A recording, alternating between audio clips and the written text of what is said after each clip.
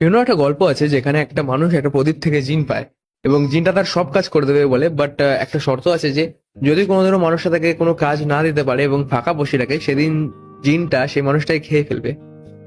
সেই অনুযায়ী এক মানুষটা তাকে কাজ দিতে থাকে, বাট একটা সময় গিয়ে সব কাজ শেষ হয়ে যায় এবং সে তাকে ফাঁকা বসে রেখে কোনো কাজ না দিতে পারে।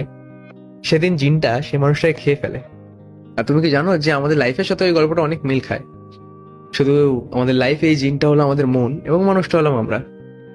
দেখবে, যখন লাইফ বিজি থাকে তখন লাইফ ইজি থাকে, বাট যেদিন আমরা চুপচাপ বসে থাকি সেদিন আমাদের লাইফে এংজাইটি, ডিপ্রেশন সব নেমে আসে।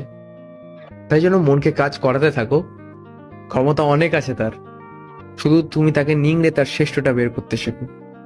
গন্তব্য কাছেই আছে, খালি রাস্তাটা একটু কঠিন। তাই জন্য মন, তুই থামিস না। কারণ তুই যদি থেমে যাস তাহলে গন্তব্য দূরে সরতে শুরু করবে আর রাস্তাটা কোনোদিনই সোজা হবে না।